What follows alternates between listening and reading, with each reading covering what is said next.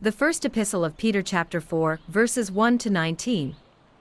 Therefore, since Christ suffered for us in the flesh, arm yourselves also with the same mind, for he who has suffered in the flesh has ceased from sin, that he no longer should live the rest of his time in the flesh for the lusts of men, but for the will of God.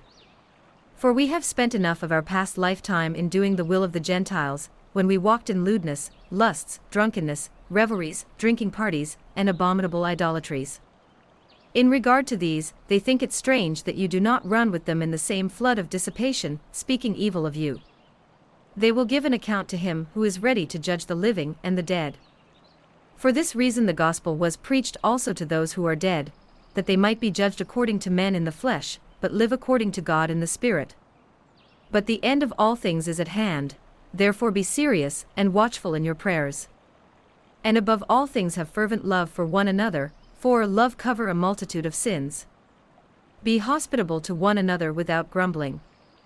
As each one has received a gift, minister it to one another, as good stewards of the manifold grace of God. If anyone speaks, let him speak as the oracles of God. If anyone ministers, let him do it as with the ability which God supplies, that in all things God may be glorified through Jesus Christ, to whom belong the glory and the dominion forever and ever. Amen. Beloved, do not think it strange concerning the fiery trial which is to try you, as though some strange thing happened to you. But rejoice to the extent that you partake of Christ's sufferings, that when his glory is revealed, you may also be glad with exceeding joy. If you are reproached for the name of Christ, blessed are you, for the Spirit of glory and of God rests upon you. On their part he is blasphemed, but on your part he is glorified. But let none of you suffer as a murderer, a thief, an evildoer, or as a busybody in other people's matters. Yet if anyone suffers as a Christian, let him not be ashamed, but let him glorify God in this matter. For the time has come for judgment to begin at the house of God, and if it begins with us first, what will be the end of those who do not obey the gospel of God?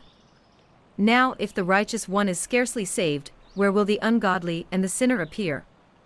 Therefore let those who suffer according to the will of God commit their souls to him in doing good, as to a faithful Creator.